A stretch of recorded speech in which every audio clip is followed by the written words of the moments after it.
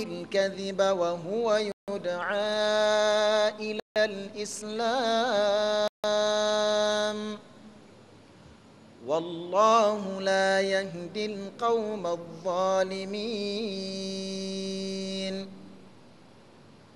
يريدون ليطفئوا نور الله بأفواههم والله متم نوره ولو كره الكافرون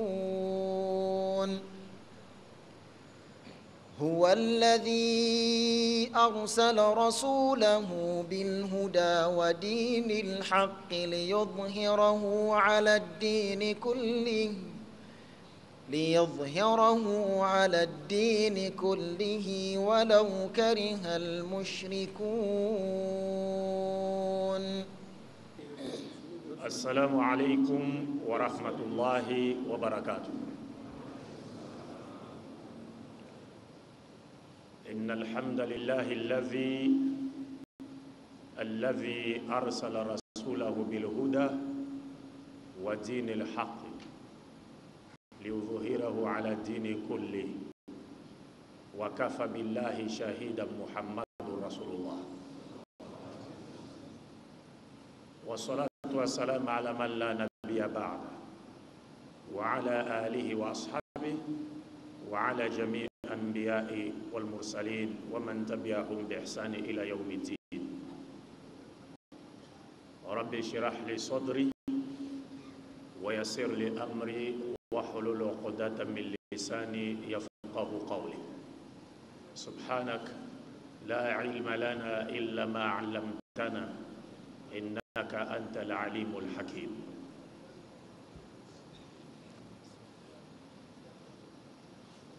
Chers frères et sœurs,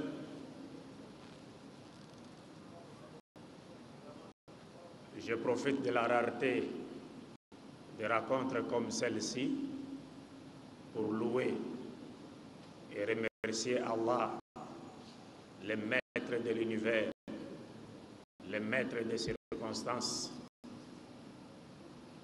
parce que c'est lui qui en est la cause et il sait pourquoi il favorise de telles rencontres.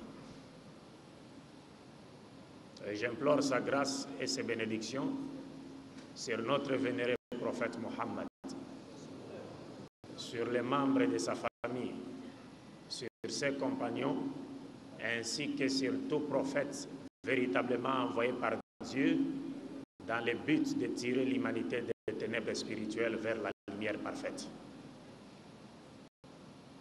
Et que la paix et la grâce de Dieu soient également sur tout croyant qui suivra la voie des messagers de Dieu, dont le dernier est Mohammed, jusqu'au dernier jour. Amen.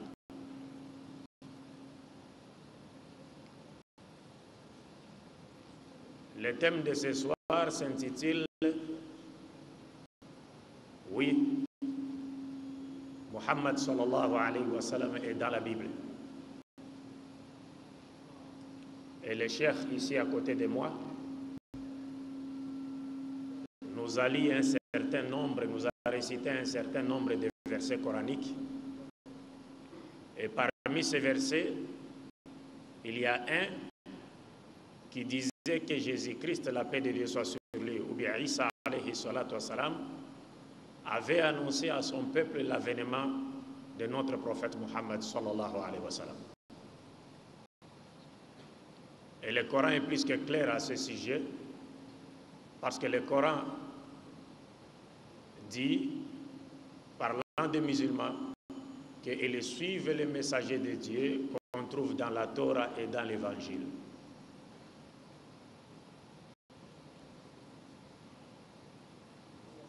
Donc, il est de notre devoir de démontrer la véracité de notre prophète Mohammed sallallahu alayhi wa sallam dans les livres antérieurs ou antérieurement révélés ou révélés avant le Saint-Coran.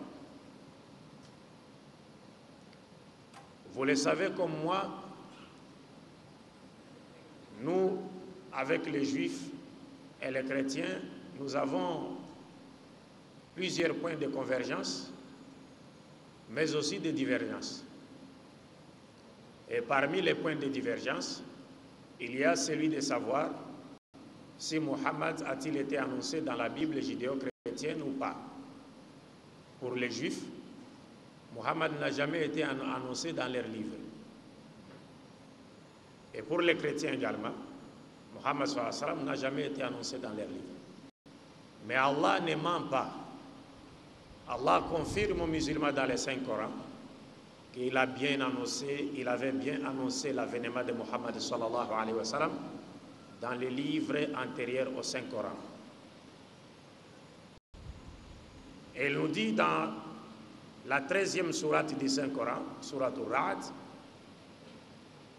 je pense que c'est le dernier verset ou l'avant-dernier verset, si je ne m'abuse, il dit Ba'da a'udhu billahi minash shaitanir rajim wa yaqulu alladhina kafaru lasta mursala qul kafa billahi shahidan bayni wa baynakum wa man 'indahu 'ilmul kitab.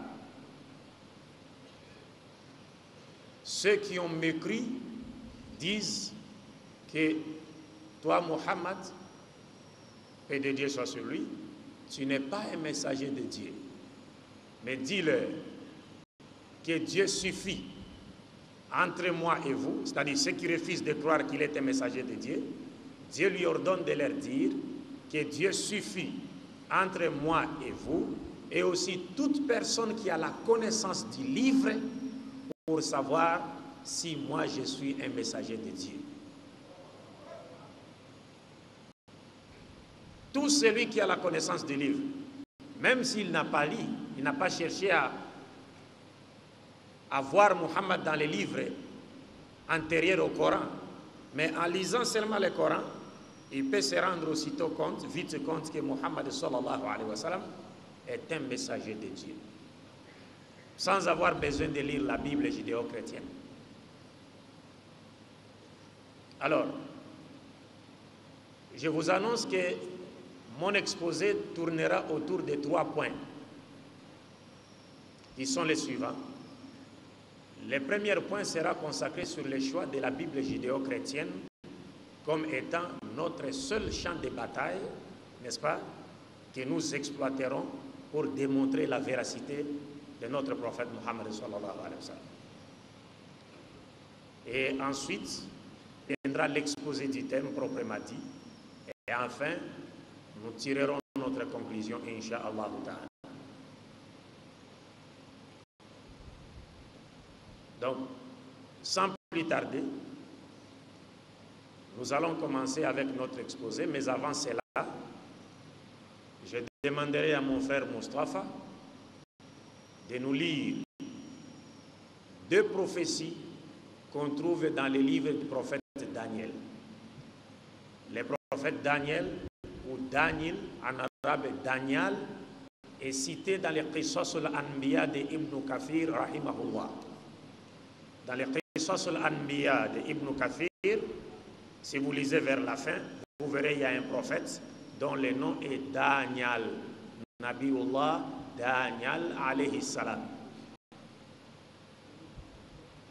Il n'y a pas de prophétie dans les livres des chrétiens et des juifs qui annonce clairement l'avènement de Mohammed sallallahu alayhi wa sallam que celle qu'on trouve dans les livres du prophète Daniel. Donc nous avons choisi pour vous quelques versets du chapitre 2, deuxième chapitre du livre de Daniel, et aussi du chapitre 7 du livre de Daniel. Parce que ce sont 2 prophéties jumelles. Ce sont 2 prophéties jumelles. C'est-à-dire, pour comprendre la première prophétie qu'on trouve dans le chapitre 2, nous devons également comprendre la seconde prophétie qu'on trouve dans le chapitre 7. Parce que les 2 prophéties marchent ensemble. Car le chapitre 7 est le pendant du chapitre 2. Et dans le chapitre 7, nous trouvons des éléments nouveaux, n'est-ce pas, qui nous permettront, n'est-ce pas, de comprendre facilement que Mohammed sallallahu alayhi wa sallam a été annoncé dans les livres des juifs et des chrétiens. Et je sais qu'en hébreu, dans les livres des Cantiques, dans son chapitre 5, verset 10, Muhammad a été nommément cité en hébreu. Le terme utilisé était Muhammadim. Muhammadim. Même Ha, même Dalet, Yod, même en hébreu. Muhammadim. Mais comme le disait mon cheikh et mon maître Ahmed Didat, rahimahullah, il disait que les chrétiens ont traduit ces noms. Et dans leur traduction, ils ont détourné le lecteur de la Bible, n'est-ce pas, de la prophétie ou la vérité, n'est-ce pas, qui était énoncée dans ces versets de la Bible en hébreu et dans lesquels Muhammad était nommément cité. Mais, bien que aujourd'hui, il y a aussi l'évangile de Barnabé, certains d'entre vous en ont entendu parler, l'évangile de Barnabé, mais qui avait été déclaré apocryphe par l'Église catholique romaine. Et c'est là à l'époque du pape Grégoire VII. Mais bien qu'ils ont cherché à cacher la vérité, mais Dieu a confirmé la véracité de notre prophète Mohammed sallallahu alayhi wa sallam dans la Bible judéo-chrétienne. Elle existe jusqu'à ce jour. Donc, je vous demanderai de bien vouloir suivre attentivement la lecture de ces 2 chapitres de la Bible qui nous sera faite par notre frère Mustafa. Et après cela, nous passerons, n'est-ce pas, à l'interprétation de ces 2 chapitres pour voir comment il nous annonce l'avènement de notre prophète Mohammed sallallahu alayhi wa sallam et aussi la victoire de l'islam sur toute religion inventée par l'esprit de l'homme païen.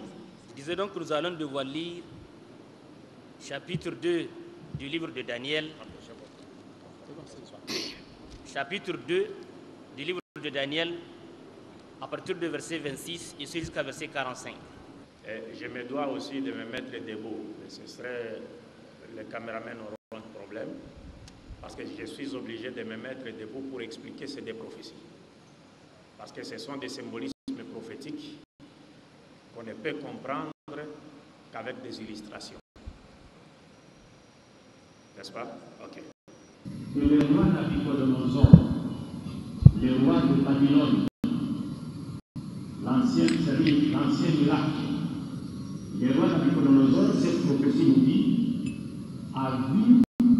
il a eu un songe. Et le songe était celui d'une statue immense, une grande statue. Il faut me suivre très attentivement. Parce que ce sont des symbolismes prophétiques. C'est une statue, mais en réalité, ce n'est pas une statue. C'est comme le prophète Mohammed sallallahu alayhi wa sallam, lorsqu'il a fait le Mi'raj, il a vu une femme qui portait de l'or, diamants, ainsi de suite. Il a demandé à Jibril alayhi wa sallam, qui est cette femme-là? C'est-à-dire, si Jibril ne lui avait pas révélé la véritable identité de cette femme, certains de nos imams allaient dire peut-être non, c'est la femme que le prophète épousera au dernier jour. Vous comprenez? Pour que cette femme fera partie des épouses du prophète Mohammed sallallahu alayhi wa sallam au dernier jour. Mais il a vu une femme, mais Jibril alayhi wa sallam lui a dit ce n'est pas une femme, c'est le monde avec ses tentations. Et cette femme a appelé le prophète. Et le prophète n'a pas répondu à son appel. Et Jibril lui a fait savoir que si tu avais répondu à son appel, toute ta communauté se serait égarée du droit chemin. Parce que cette femme que vous avez vue n'est pas une femme, c'est le symbolisme du monde avec toutes ses tentations. Et nous sommes ici en face d'une terminologie prophétique. On nous dit que le roi Nabuchodonosor, le roi de Babylone, donc l'antique Irak, a eu un songe. Et dans ce songe, il avait vu une grande statue. Et la statue avait une forme humaine, c'est comme un être humain. La tête de cette statue était d'or, c'est-à-dire en or. La poitrine et les bras était d'argent, c'est-à-dire en argent. Le ventre jusqu'aux cuisses était d'airain ou bien cuivre. Les jambes, genoux jusqu'ici, chevilles, étaient de fer. Et les pieds de la statue, ici, une partie était de fer et une autre partie était d'argile. Pendant qu'il considérait la statue, il est resté bateau devant la statue parce que c'était une grande statue. Il a vu aussitôt une pierre, une petite pierre, s'est détachée sans le secours d'aucune main. Et cette pierre est venue frapper le pied de la statue. La statue s'est écroulée, elle s'est transformée en poussière. Quant à la pierre qui a frappé le pied de la statue, elle a commencé par devenir une grande montagne qui a rempli toute la terre. Le matin, il s'est réveillé, Dieu lui a fait oublier son songe. Il a oublié le songe. Maintenant, il fallait qu'il trouve quelqu'un qui doit d'abord lui rappeler les songes qu'il a vus, et ensuite lui en donner l'explication. C'est Dieu qui a fait cela. Parce que Nabucodonosor était entouré de marabouts, de magiciens, de sorciers qui prétendaient connaître l'avenir. Alors Dieu lui a fait oublier les rêves pour lui montrer que personne ne connaît l'inconnu si c'est Dieu. Alors Nabucodonosor a convoqué tous les magiciens et les sorciers de son empire. Ils se sont présentés au palais royal. Il leur avait dit, j'ai eu un songe que j'ai oublié aussitôt réveillé. Vous savez, les marabouts, les magiciens et les autres, avant de vous dire quelque chose, il faut d'abord chercher des explications. Ils vous posent des questions. Hein? Quand vous leur donnez des indices, maintenant ils disent non, il y a ça, il y a ça, il y a ça. Mais s'il n'y a pas d'indices, on vous dit rappelez-moi ce que j'ai vu et ensuite donnez-moi l'explication. Donc quand il a dit cela, les magiciens, les sorciers, les astrologues lui ont dit, oh roi, aucun roi n'a demandé une telle chose à son peuple. Furieux, il s'est mis en colère, il a décrété que tous ces magiciens soient tués. Or, le prophète Daniel, il était encore un enfant, il faisait partie des Juifs et Nabucodonosor avait déporté à Babylone.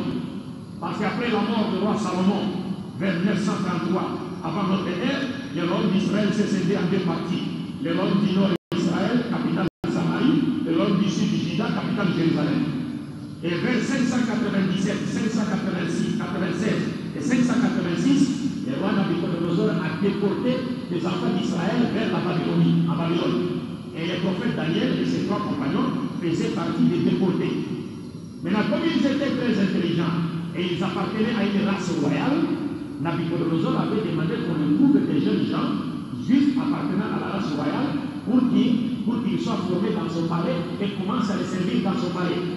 Donc le prophète Daniel, alayhi salam, et ses trois compagnons ont été choisis. Mais ils ont été formés dans la science babylonienne. Donc lui, il était au palais royal. Alors quand Nabucodonosor a décrété que tous les magiciens et les sorciers soient tués, tout ce qui était dans le palais royal, le prophète Daniel était également concerné par cette sentence. Quand il a entendu cela, il est parti voir l'intendant de Nabucodonosor. Il lui a dit écoutez, dites au roi de ne pas ordonner d'abord la mort de toutes ces personnes-là. Moi je vais invoquer mon Dieu, n'est-ce pas? Peut-être qu'il va me révéler son songe et me donner aussi l'explication.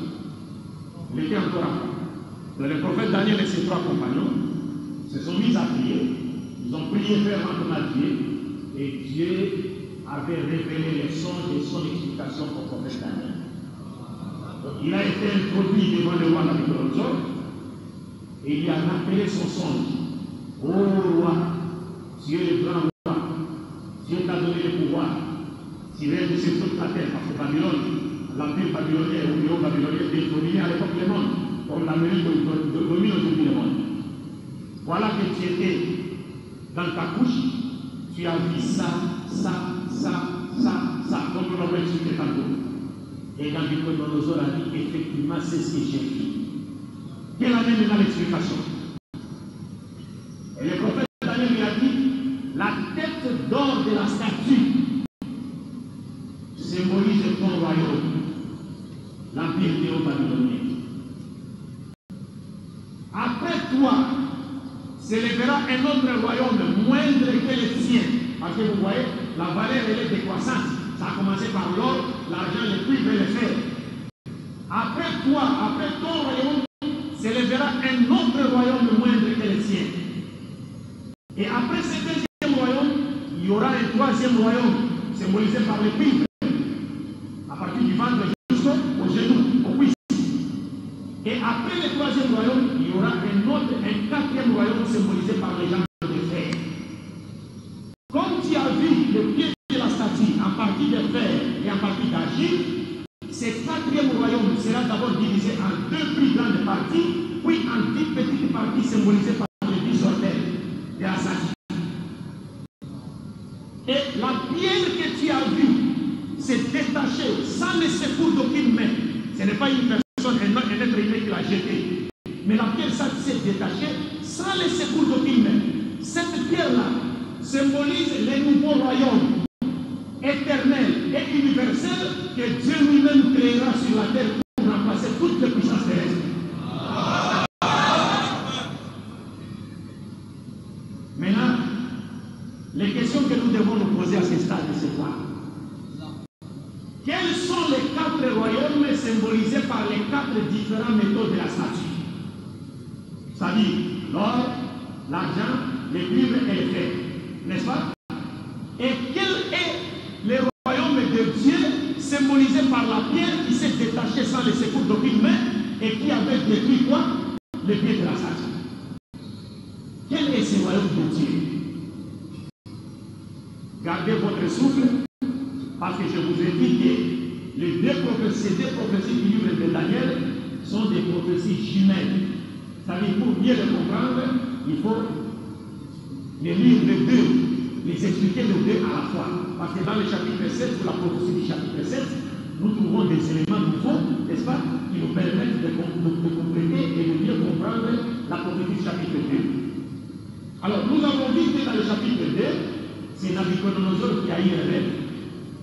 Et celui qui lui a rappelé son rêve et lui a donné l'explication, c'était qui? Le prophète Daniel. Mais dans le chapitre 7 du livre de Daniel, ce n'est pas Nabuchodonosor qui a vu, qui a eu un songe, non. C'est le prophète Daniel lui-même qui a eu des visions. Et dans le chapitre 7, ce n'est pas Daniel qui explique, mais c'est Malaika Jibril, c'est l'ange Gabriel qui lui donne l'explication. Qu'est-ce que le prophète Daniel a vu dans le chapitre 7? Dans le chapitre 7, le prophète Daniel, en résumé, il a vu 4 bêtes. 4 bêtes. La première bête était un lion qui avait des ailes d'aigle. La seconde bête était un ours qui marchait en boitillant d'un côté. La troisième bête était un léopard qui avait 4 têtes et 4 ailes. La quatrième bête était un monstre. Il était un monstre. C'est une bête qui est comme un monstre. Le prophète Daniel dit qu'il avait des dents de fer et il avait 10 cornes sur sa tête. Il avait 10 cornes. Et une petite corne est sortie du milieu de ces 10 cornes. Et cette petite corne avait une bouche comme celle d'un être humain et elle avait aussi des yeux comme ceux d'un être humain. Et cette petite corne parlait avec arrogance et elle disait des blasphèmes contre Dieu. Et 3 des 10 premières cornes de la bête furent arrachées devant la petite corne. Donc il ne restait que 7 cornes, 3 furent arrachées. Pendant que Daniel considérait les cornes de la 4e bête, il a vu le tribunal de Dieu s'asseoir. Et Dieu a fait venir un être humain, qu'on appelle dans la prophétie un fils de l'homme. Dieu a fait venir un fils de l'homme et il lui a donné le pouvoir pour diriger l'humanité tout entière. Maintenant, les questions que nous devons nous poser par rapport à cette prophétie sont les suivantes. sont les royaumes ou les empires mondiaux symbolisés par les 4 bêtes de la prophétie de Daniel 7? Qui symbolise les 10 cornes de la 4e bête? Qui symbolise la petite corne qui est sortie du milieu des 10 cornes et devant laquelle 3 des 10 cornes de la 4e bête ont été arrachées? Et quelle est l'identité exacte du Fils de l'homme à qui Dieu a donné le pouvoir pour diriger l'humanité tout entière? Qui est-il?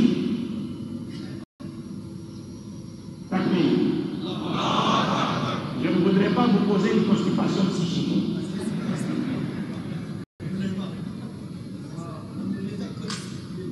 Bon, là, en tout cas, je me dois de me résumer à l'extrême. Nous allons rapidement. Sinon, ce sont des prophéties qui doivent être traitées calmement. Parce que ça demande beaucoup d'acrobatie intellectuelle. Si nous avons choisi ces 2 prophéties, parce que ces prophéties n'exigent jamais l'assistance du Saint-Esprit chrétien pour qu'elles soient comprises. Parce que les chrétiens nous disent, non, pour comprendre la Bible, il faut avoir l'Esprit Saint. Alors qu'ici, ce sont les données historiques qui expliquent ces 2 prophéties. C'est-à-dire parce que les symbolismes prophétiques utilisés dans ces 2 prophéties ont trouvé leur parfait accomplissement dans l'histoire de l'humanité. Maintenant, nous allons essayer, n'est-ce pas, de venir défendre les questions de ces 2 prophéties. Nous avons vu dans les... Parce que je vous rappelle que nous sommes en face de 4 royaumes. Avec la seule différence que ces 4 royaumes ou empires mondiaux ont été symbolisés dans la seconde prophétie de la statue par 4 différents métaux. L'or, l'argent, les cuivres et quoi? Les fer. Mais par contre, au chapitre 7, ces 4 empires mondiaux sont symbolisés par 4 bêtes. Les lions, l'ours, les léopards et les monstres. Et le Fils de l'homme du chapitre 7, c'est celui qui a la mission de venir inaugurer le royaume de Dieu symbolisé par la pierre dans le chapitre 2. Ce royaume de Dieu n'est pas symbolisé par une croix, la croix chrétienne. Elle n'est pas symbolisée par une étoile de David. Non, elle est symbolisée par une pierre. On doit chercher à voir quelle est la religion qui a le symbolisme de la pierre. Donc nous sommes en face des 2 prophéties dont l'objet est le même. Maintenant, nous allons essayer de fondre les questions pour faire ressortir 4 questions dont les réponses nous permettront de faire quoi? De comprendre les prophéties. Maintenant, on peut dire ceci. Quels sont les 4 royaumes ou les 4 empires mondiaux symbolisés dans la prophétie de Daniel 7 par 4 différents métaux correspondant aux 4 différentes bêtes de Daniel 7? Vous m'avez compris? Je dois me répéter? C'est compris? Alors, on peut formuler la question de la manière suivante. Quels sont les 4 empires mondiaux symbolisés dans la prophétie de Daniel 2 par 4 différents métaux et dans la prophétie de Daniel 7 par 4 différentes bêtes? Quels sont ces empires-là? Et quelle est l'identité exacte du nouveau royaume éternel et universel de Dieu symbolisé par la pierre dans la prophétie de Daniel 2, lequel royaume sera inauguré sur la terre par le Fils de l'homme de Daniel 7?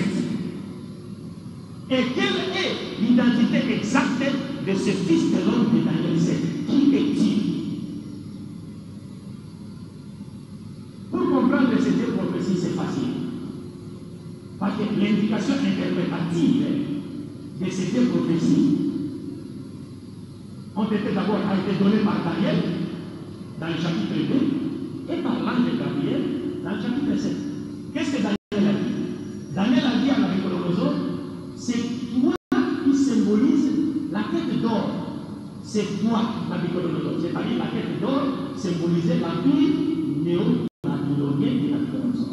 Donc, à partir de là, on nous fournit déjà la clé, n'est-ce pas, de l'interprétation de cette prophétie. Il nous reste maintenant à savoir quels sont les royaumes qui ont succédé au royaume babylonien. Nous allons rentrer dans l'histoire. Et vous allez voir que dans la prophétie de Daniel 7, le royaume babylonien est symbolisé par un lion. Et effectivement, en Irak, c'était comme ça. C'est-à-dire, l'empire babylonien était symbolisé par un lion ailé avec des ailes. C'est comme ça, c'est historique. Donc ici, les lions correspondent à la tête d'or, l'ours correspond à la poitrine et le bras d'argent, les léopards correspondent au ventre et aux cuisses des reins au cuivre, et puis les monstres qui avaient des dents de fer correspondent à l'empire qui était symbolisé dans le deuxième chapitre par les jambes de fer. Et les 10 cornes de la quatrième bête correspondent aux 10 orteils de la Sainte dans Daniel 2, avec un élément nouveau qui vient de s'ajouter, qui est la petite corne qui est sortie du milieu des 10 cornes, et puis il y a le Fils de l'homme qui va venir inaugurer le royaume de Dieu, symbolisé par la vie. Maintenant, mes chers frères, quel est le royaume ou l'empire qui a succédé à l'empire néo-babylonien de la Nabucodonosor?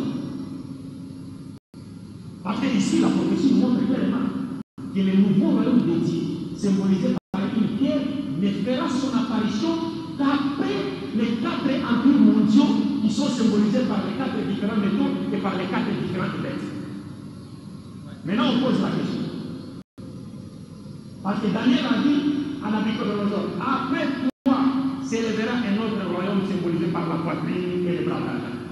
Quel est le royaume qui a succédé au royaume babylonien dans l'histoire?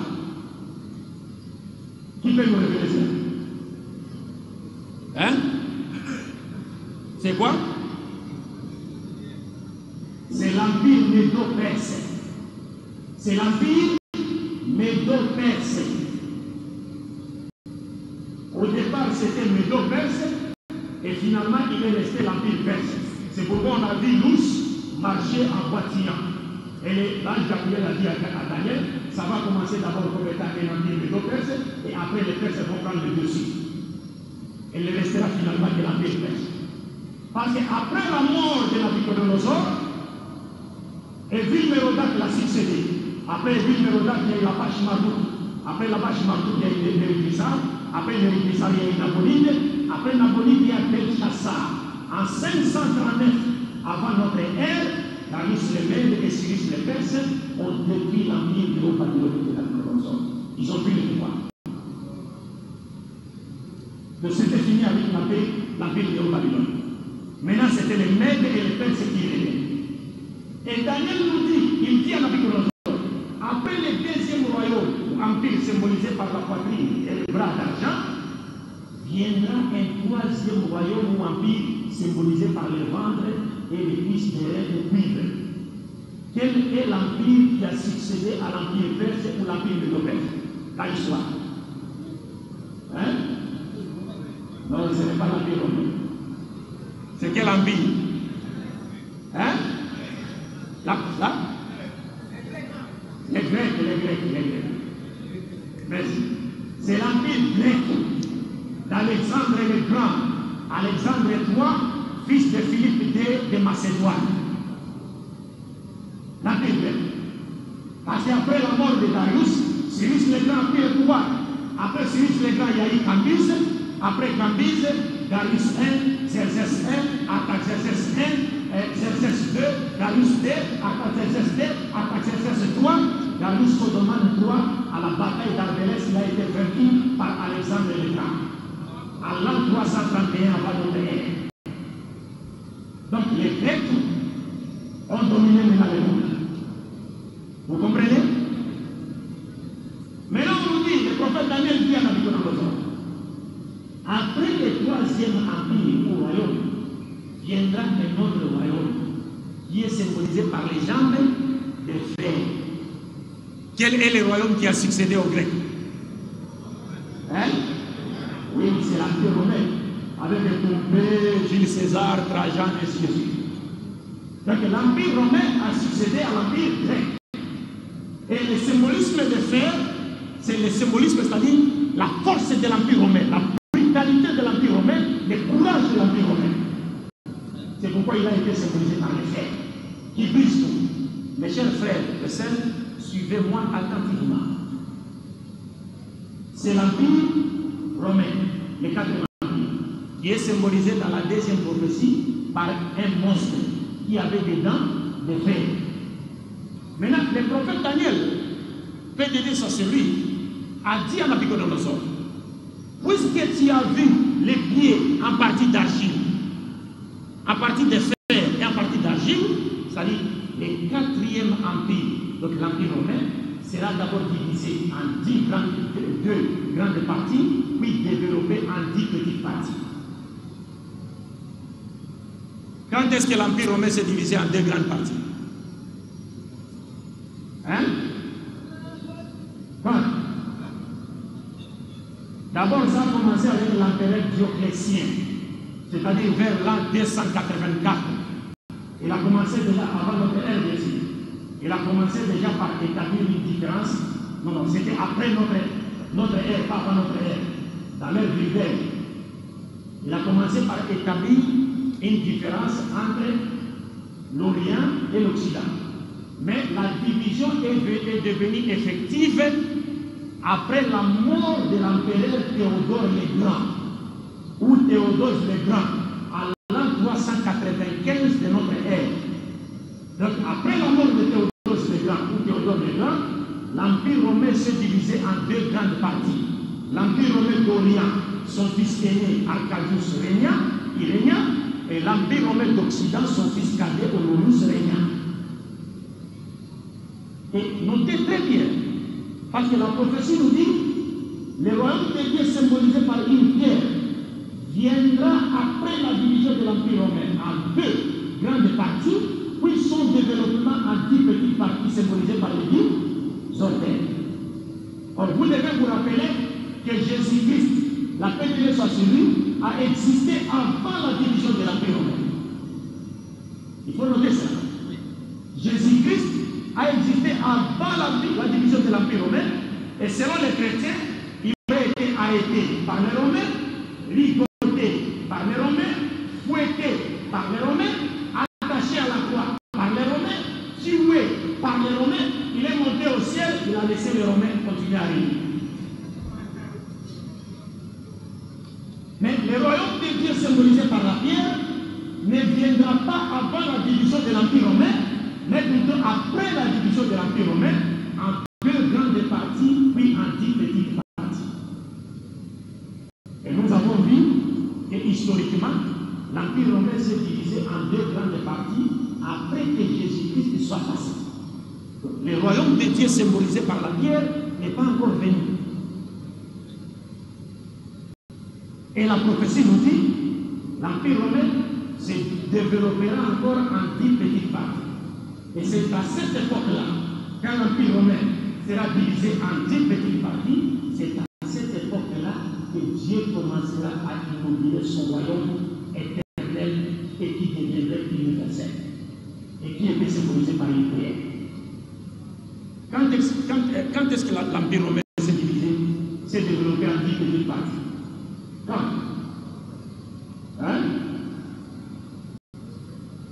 Il n'y a pas d'étudiants ici.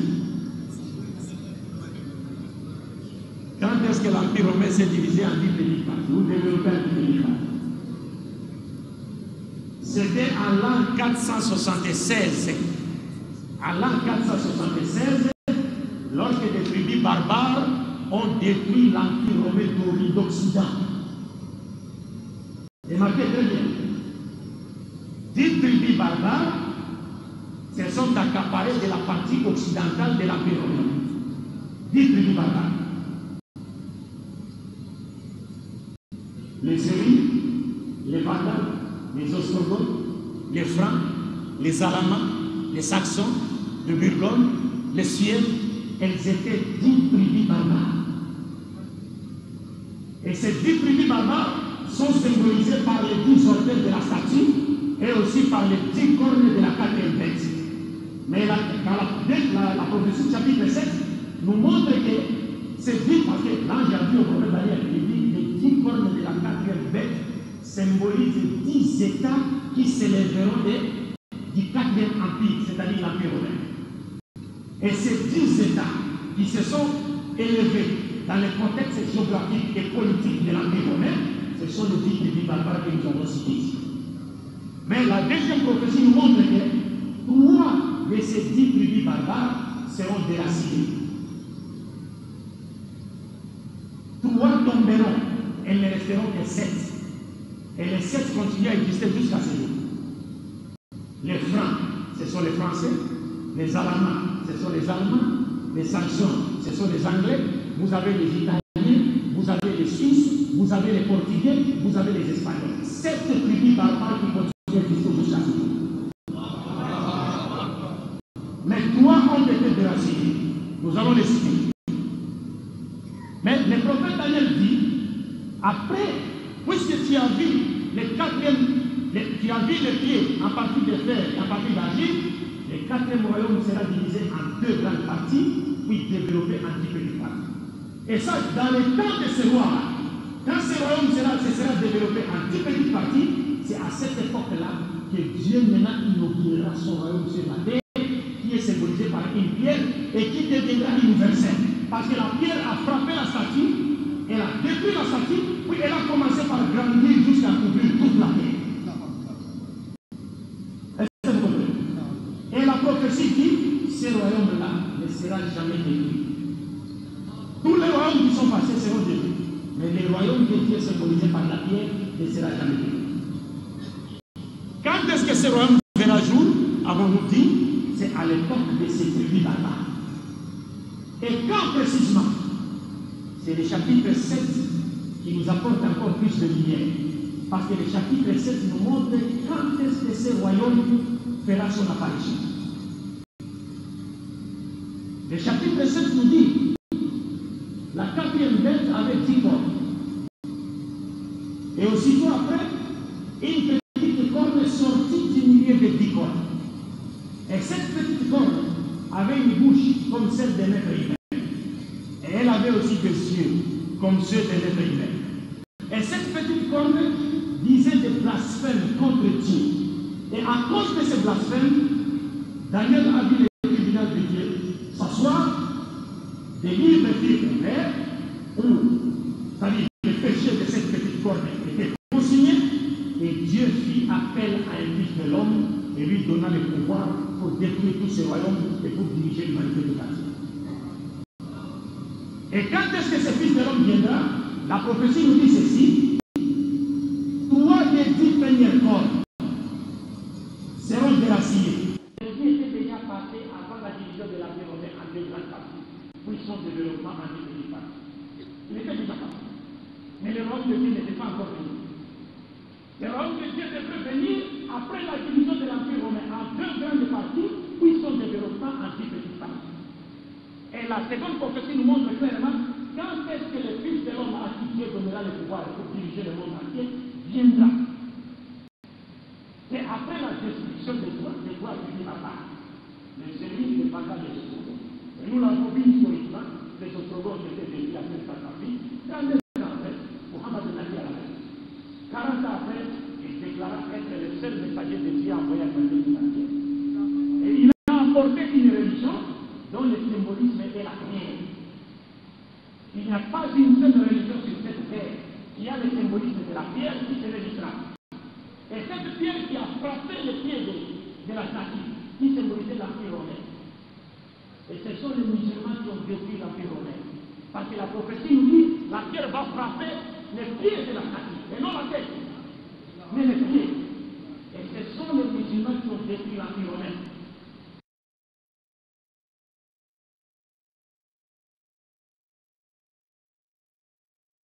Parce qu'après que l'Empire romain se soit divisé en 2 grandes parties, et après la chute de la partie occidentale de l'Empire romain, Constantin avait déplacé la capitale à Constantinople.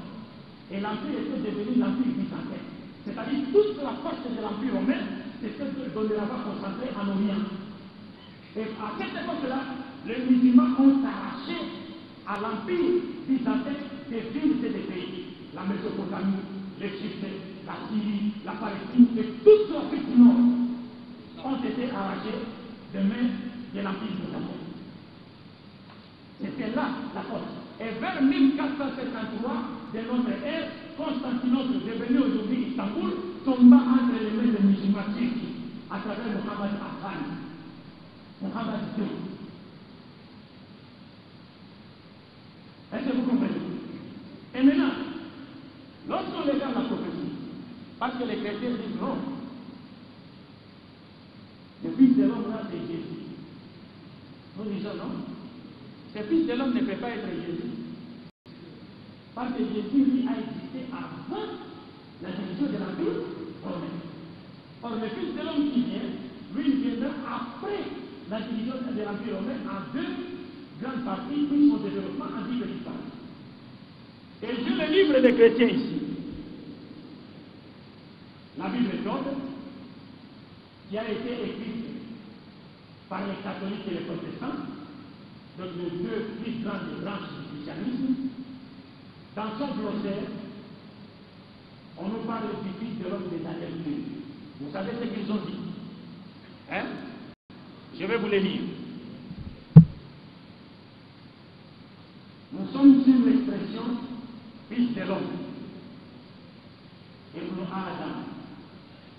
Ben Adama en hébreu. Parce qu'en réalité, Jésus s'est fait également appelé fils de l'homme. Et tous les prophètes de la Bible ont été appelés des fils de l'homme. Et nous, dans le Coran, Dieu nous appelle Ya Bani Adam. Ô enfants de qui? L'Adam. C'est pour montrer que nous ne sommes pas des dieux. Nous sommes des êtres humains. Nous avons hérité les sangs, la chair et l'os qu'avait Adam. Nous sommes différents de Dieu. Mais qui est le fils de l'homme de Daniel 7:13? Écoutez ce que les chrétiens disent. Il dit ceci: fils de l'homme, sauf en acte 7:56 et Jean 12:34, l'expression de fils de l'homme apparaît toujours dans le Nouveau Testament comme prononcée par Jésus-Christ lui-même. Dans de nombreux cas, il est évident que ce titre lui servait à Jésus lui-même. En certains passages, notez ceci, en certains passages, l'expression évoque l'autorité d'un personnage encore à venir, le juge de la fin des temps. Et cet endroit est sans doute inspiré de Daniel chapitre 7, verset 13. Vous avez compris? Si c'était Jésus, il aurait écrit, il s'agit de Jésus. Mais il dit oui, Jésus s'est attribué l'expression fils de l'homme. Mais en certains passages, cette expression évoque l'autorité d'un autre personnage encore à venir, le juge de la fin des temps. Et cette expression est tirée de Daniel 7:13. Alors si cette expression dans Daniel 7:13 n'a rien à voir avec Jésus, mais c'est un autre personnage, qui est dit? Qui est dit? Il y a un autre témoignage. Je n'ai pas voulu apporter la Bible de Jérusalem des chrétiens catholiques, mais j'ai fait une copie. Je vais vous le lire sur le fils de l'homme.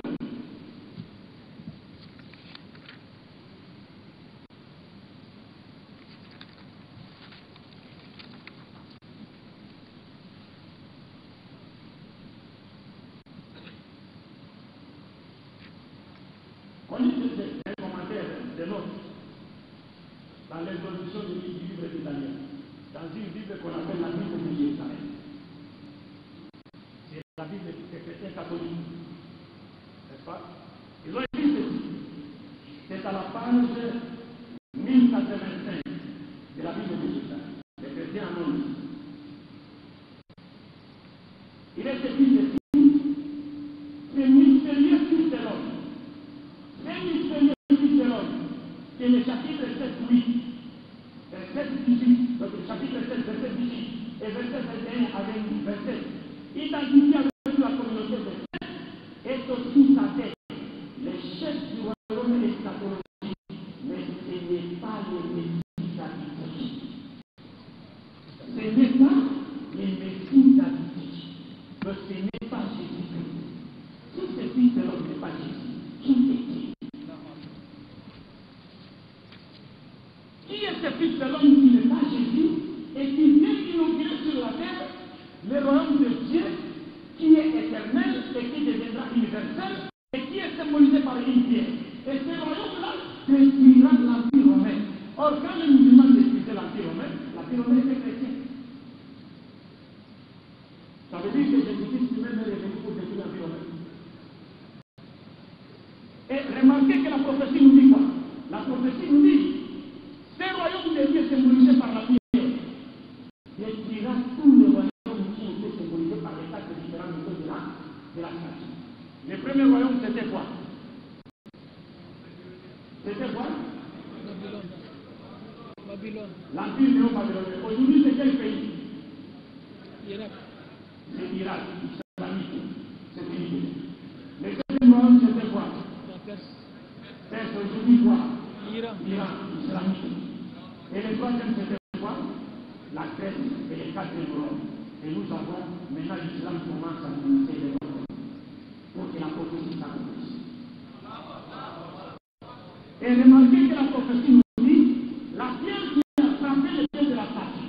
Après avoir détruit la statue, cette pierre a commencé par grandir jusqu'à ce qu'elle a ouvert quoi? Elle a fait quoi? Elle a grandi jusqu'à faire quoi? A remplir tout cela? La pierre a rempli tout cela?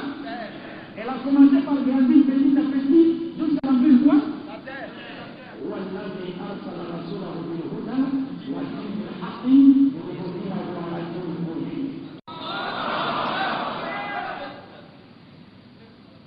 Ce sera la pierre de l'islam. Donc les fils de l'homme dont il est question dans Daniel, il vient inaugurer le royaume de Dieu symbolisé par une pierre dans Daniel 7, dans Daniel 2, c'est fils de l'homme, c'est Mohammed sallallahu alayhi wa sallam. Et la pierre de Daniel 2, c'est le symbolisme de l'islam. Et aucun chrétien jusqu'à la fin du monde ne me contredira. Parce que j'ai fait beaucoup de débats sur ce sujet avec des pasteurs chez moi, et la plupart d'entre eux se sont convertis à l'islam. Et Jésus-Christ lui-même a parlé de cette pierre. Je vais vous donner deux autres petites prophéties avant de conclure. Dans la parabole des vignerons homicides, Jésus-Christ nous dit, il donne une parabole. Vous savez qu'une parabole, c'est une comparaison. À partir des choses que vous connaissez dans la vie quotidienne, on prend un exemple et on veut vous expliquer des choses qui dépassent votre entendement. Alors Jésus dit, il y avait un maître de maison, il y avait un champ de vignes, il l'afferma de vignerons. Il repartit chez lui. Le moment de la récolte est arrivé, il a envoyé ses serviteurs vers le vigneron pour qu'ils prennent sa part. Parce qu'il y a eu un pacte entre le maître et le vigneron qui vont travailler dans le champ de vie. Donc il faut maintenant qu'il paye sa part. Mais quand les serviteurs allèrent vers le vigneron, arrivèrent vers le vigneron, Jésus nous dit, et Christ PDS nous dit, les vignerons de cette vie, ils lapidèrent les premiers, ils tuèrent les seconds, et ils firent le troisième ce qu'ils ont voulu. Il dit, le maître de la ville leur a envoyé encore un grand nombre de serviteurs, mais qui conduisent le même sort. La fin de compte, les maîtres se disent, je vais leur envoyer mon fils, peut-être qu'ils auront du respect pour lui. Et une fois le fils arrivé, les vignerons se disent, voici l'héritier, saisissons les missions. Et Jésus dit à l'assistant, dans les gars, après avoir massacré les serviteurs du maître de la ville, quel sera le maître de la ville, des vignes à ces vignerons? L'assistant répondit, il tuera misérablement ce misérable et prendra la vigne, la fermera à d'autres vignerons qui lui donneront sa part au moment de la récolte. Et Jésus se retourna vers eux et il dit, n'avez-vous jamais vu dans les Écritures la pierre qu'ont rejetée les bâtisseurs est devenue celle de l'âne. Et cela est merveilleux à nos yeux, puisque cela est venu du Seigneur. Et il dit aussi, c'est pourquoi je vous dis, le royaume des cieux vous sera enlevé et sera donné à une autre nation qui en produira le fruit. Quiconque tombera sur cette pierre, il identifie Quiconque tombera sur cette pierre se brisera, et celui sur qui la pierre tombera s'écrasera. Allahu Akbar. Allahu Akbar. Allahu Akbar. Donc les maîtres de la vigne ici, c'est Dieu. Les serviteurs qu'il a envoyés vers les vignerons, ce sont les prophètes. Et les vignerons, ce sont les juifs. Et qu'est-ce que les vignerons faisaient aux serviteurs du maître de la vigne? Ils les tuaient. ويقتلون النبيين بغير الحق وضربت عليهم الذلة والمسكنة وباءوا بغضب من الله ذلك بأنهم كانوا يكفرون بآيات الله ويفعلون ايه؟ ويقتلون النبيين بغير الحق. Ils ont tué les messagers de Dieu. Maintenant, après avoir tué les messagers de Dieu, Jésus dit, que fera maintenant les maîtres de la vie, c'est-à-dire Dieu, aux Juifs qui ont tué les messagers? L'assistant répondit, il leur arrachera la vigne. Or, la vigne dans cette parabole symbolisait la loi, la révélation divine, la prophétie. Il leur arrachera la vigne, les pouvoirs prophétiques, les pouvoirs législatifs divins, et les donnera, la donnera à une autre nation. C'est-à-dire qu'il y aura une autre nation qui recevra de Dieu une révélation à l'état d'Égypte, qui recevra de Dieu une loi à l'état d'Égypte, mais qui, contrairement aux Juifs, cette nation mettra en pratique la loi de Dieu, parce que les Juifs n'ont pas mis en pratique la loi de Dieu. Et il identifie maintenant cette nation à une pierre. Il dit, c'est pourquoi je vous le dis, le royaume des cieux vous sera enlevé et sera donné à une autre nation qui en produira le fruit. Quiconque tombera sur cette pierre, c'est brisera. Si vous voulez attaquer cette nation, vous allez vous briser. Vous voulez attaquer l'Islam, vous allez vous briser. Et celui sur qui la pierre tombera, s'écrasera. Et celui sur qui l'Islam se fondera, s'écrasera. Parce que c'est une prophétie. Et cette pierre, c'est la nation qui a été choisie par Dieu. Et pour terminer, la dernière prophétie, c'est la première fois que je traite cette prophétie. C'est la première fois. J'en ai parlé avec les gens, mais je ne l'ai jamais traité. Mais je vais juste le citer. C'est dans Apocalypse chapitre 14, verset 6 à 7. Apocalypse, selon les chrétiens, c'est un livre qui aurait été écrit entre les années 90 et 100, après Jésus. Parce que Apocalypse, comme disent les chrétiens, c'est une révélation. Que Jésus-Christ, après son départ, aurait montré à Jean, son apôtre, à travers une mission, Rubia. Et c'est une prophétie qui nous annonce des choses à venir. Et donc, cette prophétie, cette révélation a été donnée entre l'an 90 et l'an 100, c'est-à-dire après que Jésus soit parti. Jésus n'était pas venu au monde. Mais la révélation, elle n'est pas de Jésus. Elle est de Dieu lui-même. Parce que le premier verset du livre d'Apocalypse nous dit, voici la révélation de Jésus-Christ que Dieu lui a donnée pour montrer à ses serviteurs ce qu'il doit aller. Donc elle n'est pas la révélation de Jésus, mais plutôt la révélation que Dieu a donnée à Jésus pour montrer au monde ce qui va arriver. Et qu'est-ce qui est dit dans cette prophétie, mes chers frères? Nous devons être fiers d'être musulmans.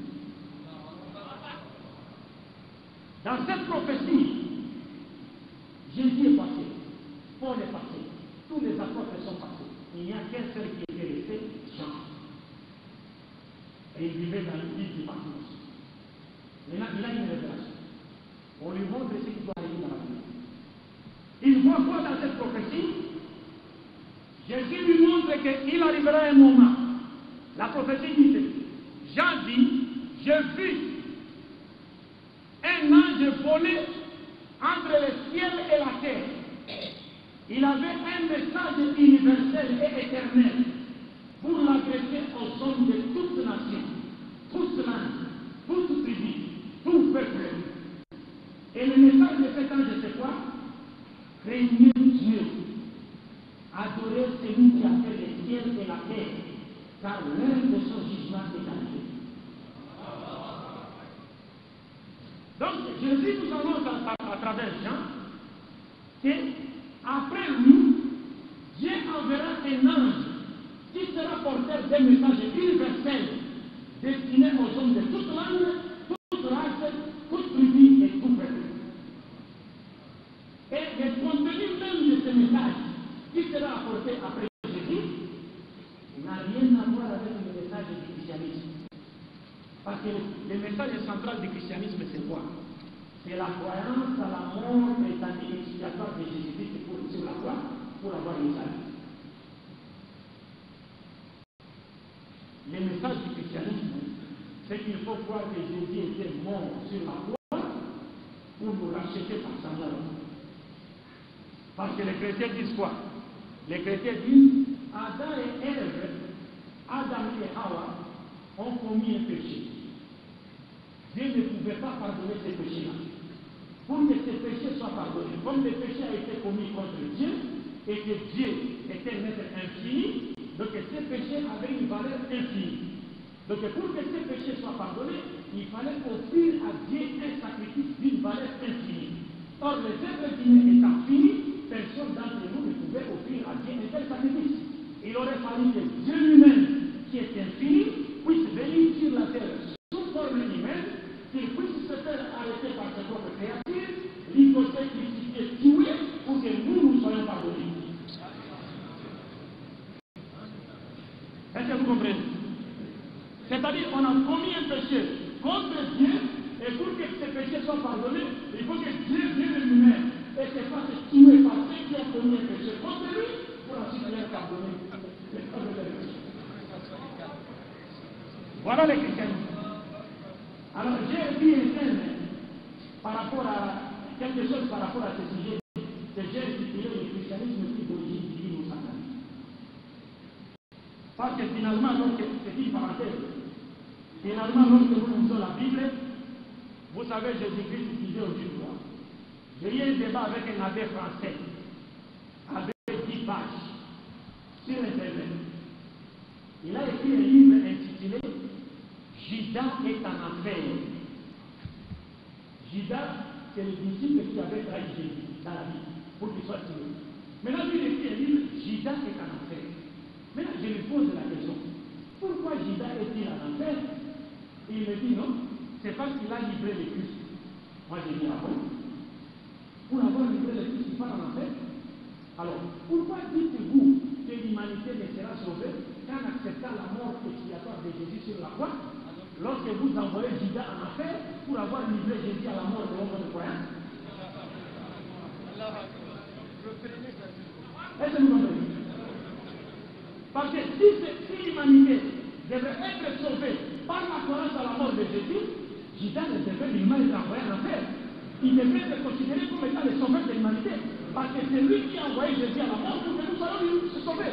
Maintenant, lui, il nous facilite la tâche, il va en enfer. Faites quoi?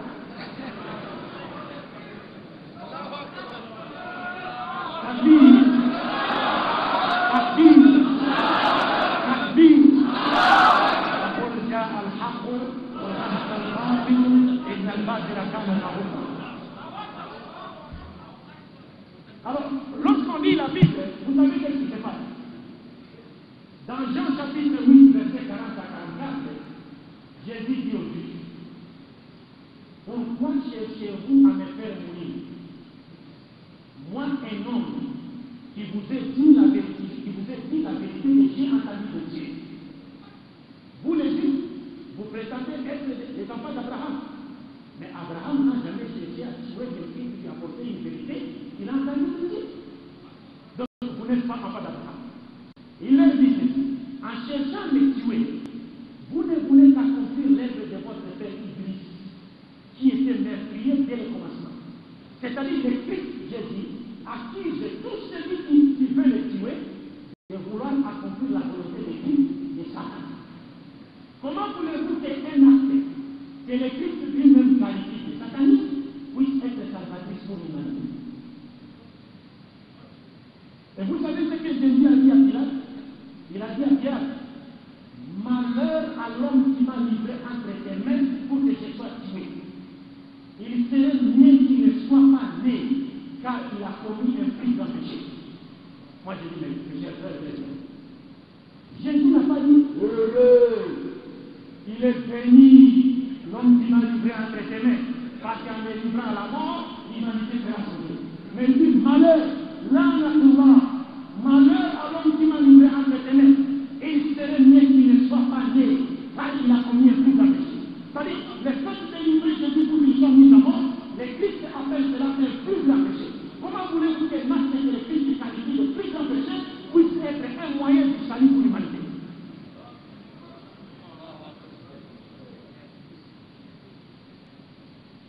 Vous comprenez? Donc nous avons beaucoup à dire là-dessus. Donc bref, on ferme la parenthèse. Apocalypse 14 nous annonce que Dieu enverra un ange après que Jésus soit passé. Cet ange sera porteur d'un message universel.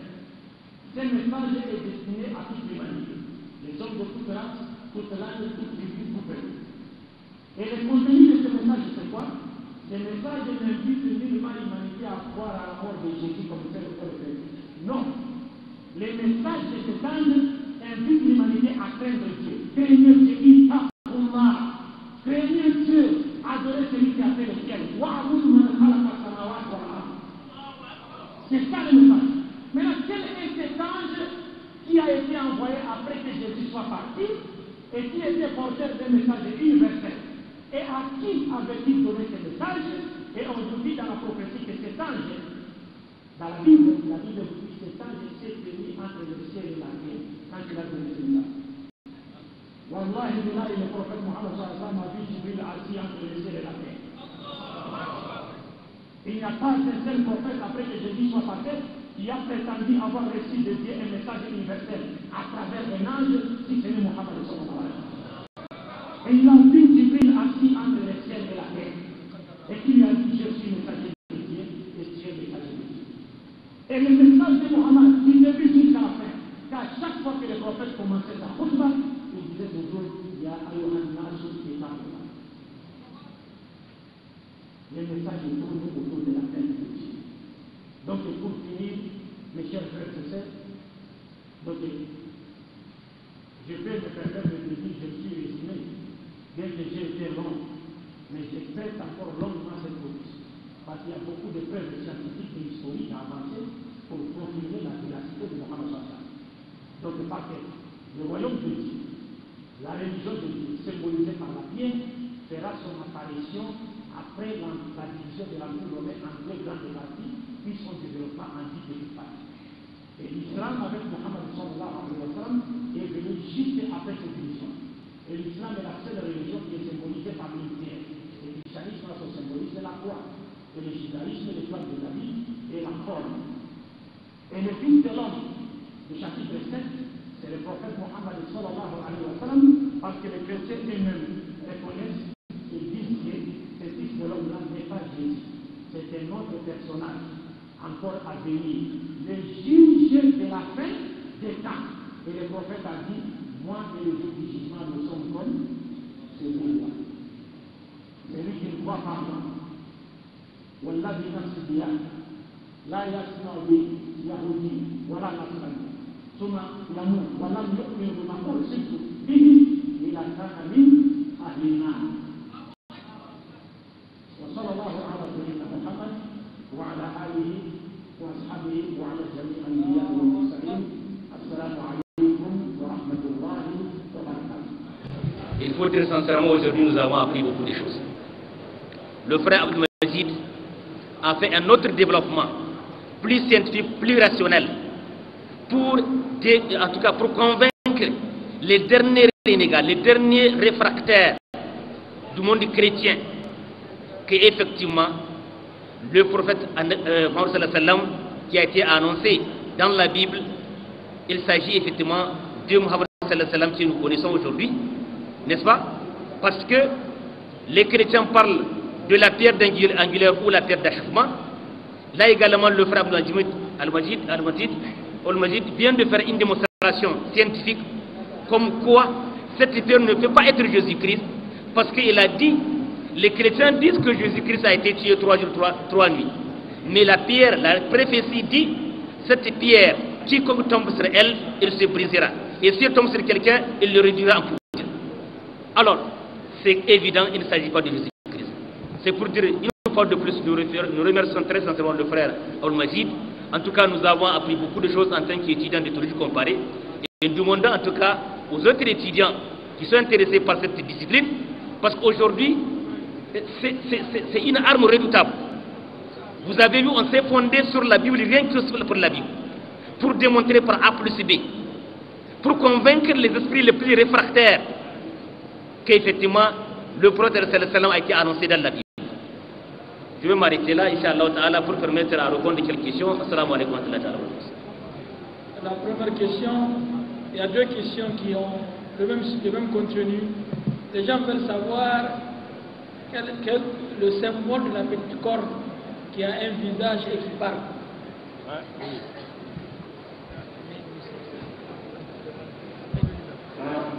Assalamu alaikum wa rahmatullah. Oui, effectivement, c'est un élément qui m'a échappé. C'est-à-dire, pendant mon intervention, j'ai cité la petite corne, mais je n'ai pas donné l'explication de la petite corne. Je remercie les frères qui m'ont rappelé ce point très important. La petite corne, c'est le symbolisme de la papauté. La papauté catholique. Le pape, c'est-à-dire le pouvoir papal. Elle est symbolisée par la petite corne. Et cette interprétation est adoptée par tous les chrétiens non catholiques. Ce sont seulement les catholiques eux-mêmes qui refusent. Parce que s'ils reconnaissaient que la papauté a été symbolisée par la petite corne, et ça suivra que l'Église catholique enseigne des blasphèmes. Parce qu'on dit quoi? On dit la petite corne était en train de dire des blasphèmes contre Dieu. C'est-à-dire les doctrines de la mort. Parce que vous devez savoir que toutes les églises de la chrétienté sont issues de l'église catholique romaine. C'est elle qui est la mère de toutes les églises de la chrétienté. C'est la première église. Et elle est appelée l'église catholique romaine. Ce n'est pas l'église catholique de Jérusalem ou l'église catholique palestinienne. Jésus n'a jamais été un romain. Mais elle est appelée l'église catholique romaine. Parce que c'est une église qui est là pour propager les coutumes de Rome. Donc elle a été symbolisée par la petite corne, c'est-à-dire c'est le symbolisme d'un pouvoir religieux et politique. Et c'est le pape, à partir du pape Léon le Grand vers le 4e siècle, 4e et 5e siècle, qui s'habille comme les femmes de la Bible. C'est elle qui s'habille comme les femmes de la Bible. Est-ce que vous comprenez? Donc en réalité, la Bible est un livre qui appartient aux femmes musulmanes. Parce que ce sont eux qui respectent les préceptes de la Bible en s'habillant d'une manière décente. Mais malheureusement, nous voyons même certaines femmes musulmanes qui ont été influencées par la culture moralement animale de l'Occident, n'est-ce pas? Se mettre aux côtés des ennemis de l'islam pour attaquer leurs sœurs. Alors que le problème n'est pas celui de la domination de l'homme sur la femme, mais c'est un problème de pacte entre Dieu et la femme. Ça n'a rien à voir avec l'homme. Une question. Qu'est-ce que le sens de l'expression de la Bible? Il n'y a pas de pardon sans effusion de sang.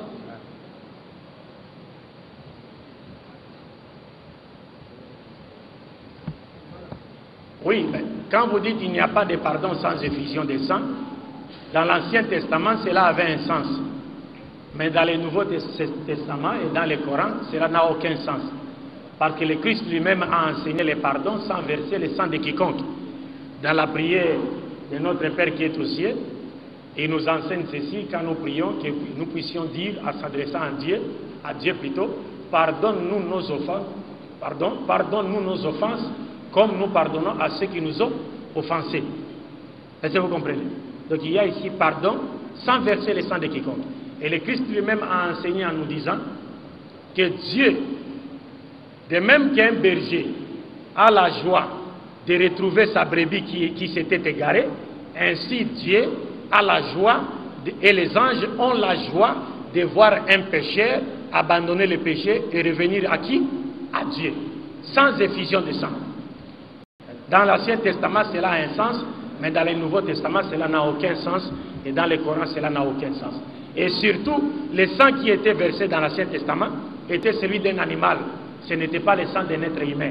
Alors que les chrétiens voudraient que le sang d'un être humain à la personne de Jésus soit versé pour que nous soyons sauvés. Simplement parce que les chrétiens n'ont pas compris le langage de Jésus. Parce que Jésus-Christ dit dans la Bible, celui qui ne boit pas mon sang n'aura pas la vie éternelle. Écoutez ça. Celui qui ne boit pas mon sang n'aura pas la vie éternelle. C'est Jésus qui dit ça. Et cette parole est vraie, 100% vraie. Mais quel en est le sens? Pensez-vous qu'en disant celui qui ne boit pas mon sang a la vie éternelle, Jésus nous demande à boire son sang physique? D'abord, le corps humain ne contient que presque 6 litres de sang. Est-ce que l'humanité tout entière peut boire les 6 litres que contenait le corps de Jésus? Et puis nous demander de boire son sang physique, c'est nous faire passer pour des sorciers ou des cannibales? Il s'agit de quel sang? Parce que Jésus dit, celui qui boit mon sang aura la vie éternelle. Non, ça c'est la terminologie prophétique dans les enseignements de Jésus. Jésus voudrait nous dire quoi? Comme le sang apporte la vie dans le corps physique. Tantôt on a entendu qu'il y a une sœur qui a besoin du sang, n'est-ce pas? On a dépêché quelqu'un pour lui aller donner le sang. Parce que sans le sang, elle n'a pas la vie. À moins que Dieu n'en décide autrement. Donc avoir du sang dans le corps, c'est avoir la vie. Manquer du sang, c'est manquer de vie. Alors Jésus a comparé ses enseignements au sang. C'est-à-dire de même que le sang physique donne la vie dans le corps physique, ainsi les enseignements de Jésus sont comparables à un sang spirituel qui nous donne la vie spirituelle. C'est pourquoi il a dit dans Jean 5, 24, en vérité, je vous le dis, celui qui écoute ma parole et qui croit en celui qui m'a envoyé, c'est-à-dire celui qui m'obéit simultanément dans tout ce que j'ordonne et interdit de la part de Dieu, et qui croit en Dieu qui m'a envoyé, a la vie éternelle. Il ne vient point au jugement, mais il passe de la mort à la vie. Vous voyez? Donc ce sont ces enseignements qui donnent la vie éternelle. Ce n'est pas le sang physique de Jésus. Mais les chrétiens sont simplement victimes de la constipation spirituelle. Donc ils digèrent mal la parole de Dieu et font dire à Jésus-Christ ce qu'il n'a pas dit. Les chrétiens disent que pour comprendre la Bible, il faut être assisté par le Saint-Esprit. C'est quoi le Saint-Esprit? Les chrétiens sont-ils assistés par le Saint-Esprit pour comprendre la Bible?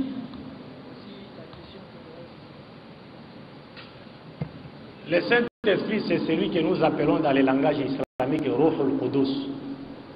Ruh al-Qudus. Et chez nous, c'est aussi l'ange Gabriel. Et c'est aussi une puissance particulière de la part de Dieu qu'il mène sur ses serviteurs. Parce que Dieu dit dans le Coran, La tajidu qawma yu'minuna billahi wal yawmil akhir yuwadduna man hadda Allahu wa rasul. ولو كانوا مات آباءهم أو أبناءهم أو إخوانهم أو عشيرتهم أولئك كتب في قلوبهم الإيمان وأيدهم بروح منه. Est-ce que vous comprenez? Mais pour les chrétiens,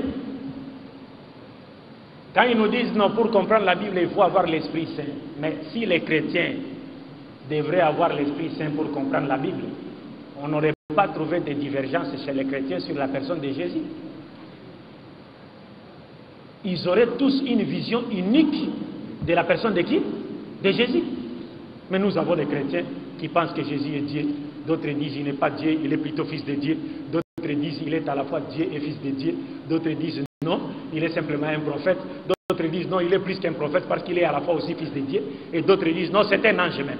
Et d'autres finalement disent il est tout. Il est Dieu, fils de Dieu, ange, être humain, il est tout. Vous voyez? Mais les chrétiens n'ont jamais l'Esprit Saint.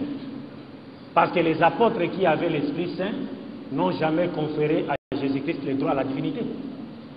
Pas du tout. L'autre fois, j'ai donné un exemple. Dans Jean 9, 17, Jésus-Christ a guéri un aveugle de naissance. Et devant lui, les gens ont posé à cet aveugle la question de savoir qu'est-ce qu'il pensait de celui qui lui a rendu la vue. Et un aveugle de naissance, il a répondu que celui qui m'a rendu la vie par la permission de Dieu, c'est un prophète de Dieu. Mes chers frères, demandez aux chrétiens qui sont nés pourtant voyants. Ils sont nés voyants. Cet homme était né aveugle. Jésus lui a rendu la vie par la permission de Dieu. On lui pose la question devant Jésus. Qui est Jésus? Il répond, c'est un prophète de Dieu. Demandez aux chrétiens nigériens ici, qui sont nés voyants. Qui est Jésus? Ils vous diront, il est Dieu. Alors, entre eux et cet aveugle de naissance, qui est véritablement aveugle? Vous comprenez? Donc, les chrétiens n'ont pas l'Esprit Saint et nous n'avons pas nécessairement besoin de l'Esprit Saint pour comprendre la Bible. Nous, surtout les musulmans, nous comprenons la Bible plus que les chrétiens. Pourquoi? Parce que nous avons Al-Furqan, le Coran qui nous permet de lire la Bible et de faire la différence entre la vérité et le mensonge, le bien et le mal. C'est notre ami Al-Furqan. C'est ça notre force. Allahu Akbar. Donc, la demande de question, parce qu'il y a une question hier à laquelle le chef a répondu, on va lui permettre de le faire. Voici une dernière question dans ma main. C'est un musulman qui dit chaque fois qu'il discute avec les chrétiens, il accuse le prophète Mohammed sallallahu alayhi wa sallam d'être sanguinaire. Qu'est-ce qu'il faut leur répondre? Alors, il faut le comprendre. S'il le dit, peut-être il a entendu quelque part. Naturellement, il ne l'a jamais lu dans le Coran et moins encore dans la Sunna. C'est pourquoi moi je dis que quand j'étais en Égypte avec mes professeurs en religion comparée, je suivais les enseignements de ce prêtre chrétien qu'on appelle Zakaria Boutros, qui a fait beaucoup de livres contre l'islam. Donc j'ai donné un exemple hier, quand il dit aux musulmans, pourquoi vous nous demandez de devenir musulmans? Lorsque votre Dieu Allah a dit à Muhammad, paix sur lui, فَإِن كُنْتَ فِي شَكٍّ مِمَّا أَنزَلْنَا إِلَيْكَ فَاسْأَلِ الَّذِينَ يَقْرَؤُونَ الْكِتَابَ مِنْ قَبْلِكَ. Oh Muhammad, si tu es dans le doute dans ce que nous t'avons révélé, demande à ceux qui lisent les livres avant toi, donc à Yahoud ou à Nasara. Donc on demande à votre prophète, s'il a des doutes, s'il veut dissiper ses doutes, qu'il aille se renseigner auprès des juifs et des chrétiens. Et vous nous demandez à nous de devenir des musulmans? Voilà des choubhat. Alors quand j'ai entendu cela, j'ai dit à mes professeurs, ils ont répondu à cela, mais j'ai apporté ma petite contribution. J'ai dit, mais ça c'est l'ignorance. Parce que d'abord le prophète lui-même a répondu, la ashoukou wa la as'al. Je n'ai pas de doute et je ne demande pas. Et si Dieu savait que le prophète ne doutait pas, et donc il ne pouvait pas demander, pourquoi lui a-t-il dit cela? Parce qu'il dit, fa in kunta, charte. Pourquoi? J'ai trouvé que les chrétiens n'ont pas simplement compris le style coranique. Et pour réfuter cette shubha, j'ai utilisé un verset dans la sourate Zukhruf pour lui montrer qu'est-ce que Dieu voulait dire au prophète. Les prophètes ne doutaient pas. Depuis le commencement de la révélation, il a dit, même si on mettait le soleil sur ma main droite, la lune sur ma main gauche, je n'abandonnerai jamais. Quoi? Ma mission. Pas du tout.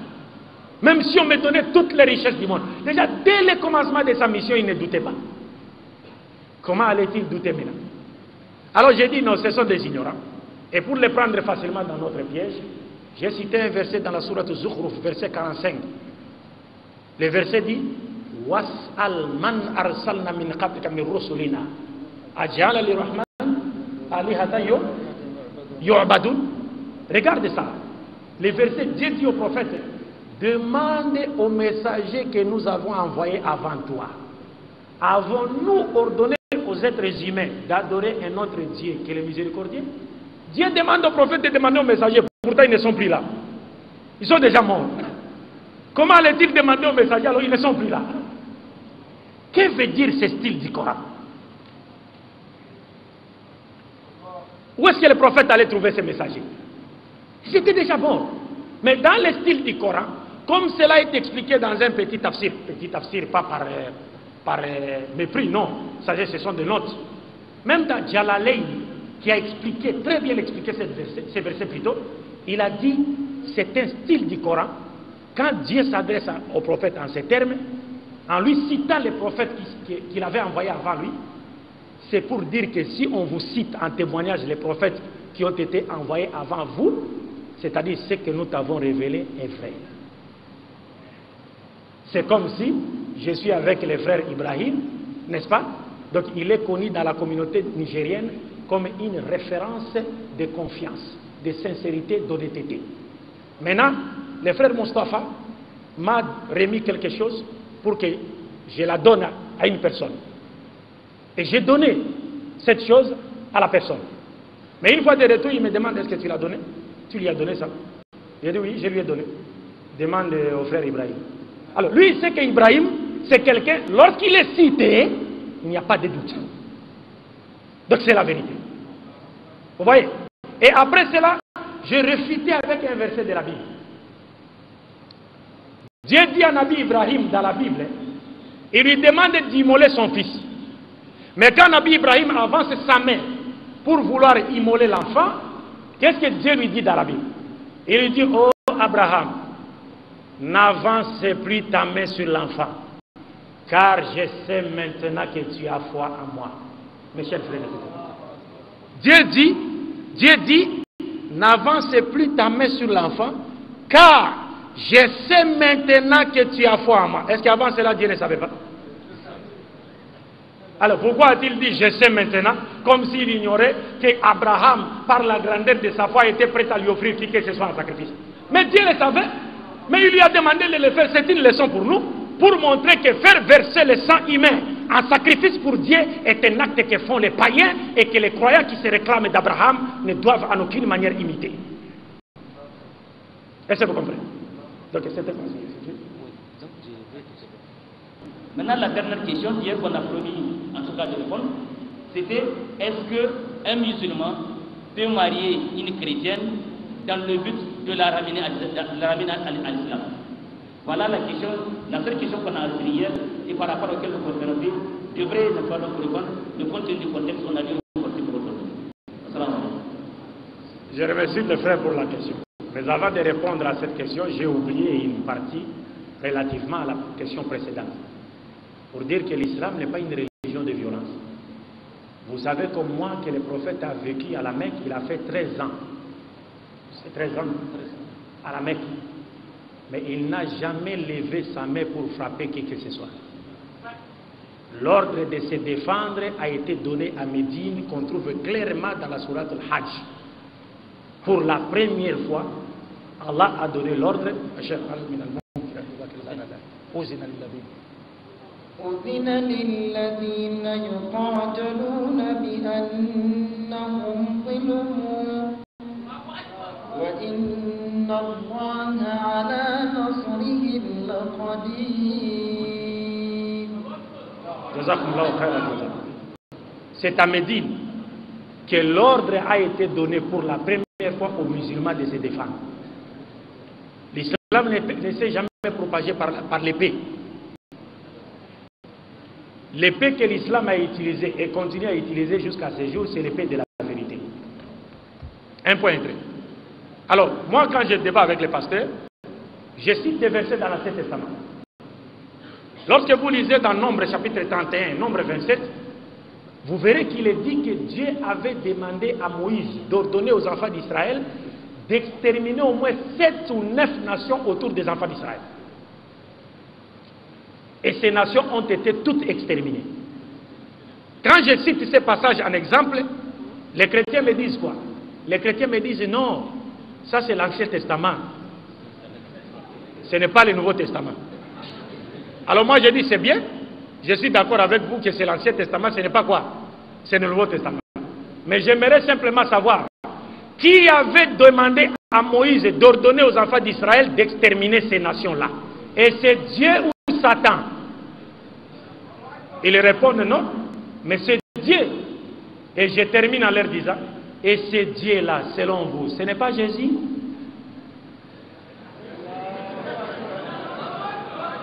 Si Jésus est Dieu, si Jésus-Christ est Dieu selon votre croyance, donc c'est lui qui a ordonné le massacre de ces peuples-là.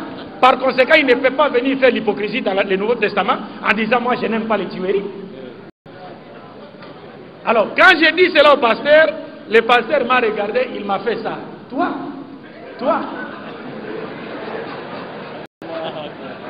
Est-ce que vous comprenez? Takbir. C'est comme aujourd'hui avec la question du terrorisme. L'islam est contre le terrorisme. le Coran nous dit celui qui tue une âme innocente, c'est comme s'il a tué toute l'humanité. Et celui qui sauve une âme, c'est comme s'il a sauvé toute l'humanité. Donc nous sommes contre le terrorisme. Nous sommes contre nos frères à nous propres qui sèment la barbarie partout. Mais ceux qui font le djihad, nous sommes avec eux jusqu'à la fin des temps. Mais même ceux qu'on appelle aujourd'hui terroristes, même si ils font des barbaries, mais le problème n'est pas là-bas. Le problème est où? Pourquoi sont-ils devenus terroristes? Parce qu'on n'est né pas avec les chromosomes du terrorisme. On devient terroriste. Le préambule de la Déclaration universelle des droits de l'homme de 1948 nous dit ceci: un homme doux peut devenir violent à force de subir l'injustice. Pourquoi ces gens se sont-ils devenus terroristes? Même si c'est là contre l'islam, mais pourquoi sont-ils devenus terroristes? Vous voulez mettre fin à la présence des moustiques dans votre maison, alors que vous n'avez pas encore pris soin d'assainir le milieu qui est malsain. Vous pouvez utiliser l'insecticide comme bon vous semble, mais vous ne mettrez jamais fin à la présence de moustiques dans votre maison tant que vous n'aurez pas assaini le milieu qui est malsain. C'est la politique injuste de l'Occident contre le monde musulman qui crée ce qu'on appelle aujourd'hui les terroristes. C'est cela la vérité. Alors je termine avec la dernière question. Est-il autorisé à un musulman d'épouser une femme chrétienne?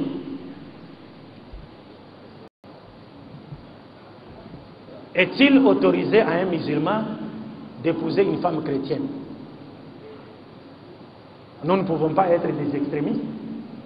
Il faudrait que nous répondions tel que le Coran nous le recommande. Oui, il est autorisé à un musulman d'épouser une chrétienne. Mais quand? Il est autorisé à un musulman d'épouser une chrétienne. Mais quand? Et puis, quelle chrétienne? Wal muhsanatu min alladhina utul kitab. Muhsanat, c'est-à-dire les femmes vertueuses parmi ceux à qui nous avons donné le livre. Dieu n'a pas dit aller chercher une chrétienne qui porte le collant, ou mini-jupe, ou kenzo, ou qui a changé la couleur de sa peau, ou qui porte, c'est pas des mèches, et tu te dis, voilà ma chrétienne. Non, c'est pas celle-là. Wal muhsanat min alladhina utul kitab. C'est-à-dire les femmes vertueuses parmi ceux à qui nous avons donné le livre. Et quand faut-il l'épouser? Quand? C'est-à-dire, mais ce que je voudrais dire ici, c'est que on ne peut épouser une femme chrétienne, même si elle est vertueuse, que lorsqu'il n'y a plus de filles musulmanes mariables dans la société. Ça, c'est le premier point. Parce qu'à l'époque de Omar ibn Khattab, radiallahu anhu, il y avait un sahaba qu'on appelait Huzaifa ibn al-Yaman, qui avait épousé une chrétienne. Omar ibn Khattab, ayant appris cela, il lui avait envoyé une lettre et lui a ordonné de divorcer avec cette femme chrétienne en lui disant ceci: veux-tu s'aimer la fitna dans la communauté? Je t'ordonne de divorcer avec cette femme. Pourquoi Omar ibn Khattab lui a dit qu'il va s'aimer la fitna? Parce que les femmes, des filles musulmanes mariables sont encore là. Et vous sortez pour aller chercher une chrétienne. Mais alors, qui va épouser ces filles-là? Donc Omar a cassé ce mariage. Pour qu'on ne s'aime pas la fitna. Mais quand il n'y a plus de filles musulmanes mariables dans la société, on peut épouser une fille chrétienne vertueuse. Mais quelle chrétienne? Tu vas épouser quelle chrétienne? Tu vas épouser une chrétienne dont la fin sera l'enfer? C'est-à-dire tu épouses une femme chrétienne, mais quand elle meurt, si toi tu es musulman, tu as pratiqué ta religion, tu vas au paradis et lui, elle va en enfer? Parce que inna allazina kafaru min ahli al-kitab wal mushrikina fi an-nar jahannam. والذين كفروا من أهل الكتاب منهم من لقد كفر الذين قالوا إن الله هو المسيح ابن مريم لقد كفر الذين قالوا إن الله ثالث ثلاثة. Tu as une femme chrétienne qui croit que Jésus est Dieu, qui croit que Jésus est fils de Dieu. De toi, musulman, tu meurs, tu vas au paradis, et elle meurt et va en enfer. C'est celle-là que tu veux épouser? Hein? Quelle chrétienne faut-il épouser quand il n'y a plus de filles musulmanes mariables dans la société? Ce n'est pas n'importe quelle chrétienne. Il faut chercher une chrétienne. Il y a des conditions que les ulémas ont établies. Il faut chercher une chrétienne qui croit en l'unicité de Dieu et qui n'a pas la haine de notre religion, l'islam, et moins encore la haine de notre prophète Mohammed sallallahu alayhi wa sallam. Tu ne peux pas avoir une femme chrétienne dans la maison, mais qui est ton prophète, qui n'aime pas Mohammed. Comment vivre avec une telle femme? Et mes chers frères et sœurs, vous savez le grand danger lorsqu'on épouse une femme chrétienne qui croit que Jésus est Dieu, ou qui croit que Jésus est fils de Dieu. C'est-à-dire, si tu étais parti vivre avec elle ailleurs, toi tu meurs, elle reste avec les enfants, ou alors la justice lui donne le droit de garder les enfants. C'est-à-dire, elle va les amener où c'est? En allant à l'église, les enfants vont adopter la foi chrétienne. Donc ils vont finir par croire que Jésus est qui? Jésus est qui? Le fils de Dieu. Et Dieu. Ça veut dire quoi? Ça veut dire, toi musulman, tu as eu des enfants avec cette femme chrétienne, des enfants qui sont devenus chrétiens. En d'autres termes, tu as fourni à Satan des soldats dans son armée pour combattre Dieu. C'est-à-dire, tu as fourni à Satan des soldats pour combattre Dieu. Dieu dit Jésus n'est pas Dieu. Tes enfants, à toi un musulman, disent non, il est Dieu. C'est pourquoi finalement, les ulémas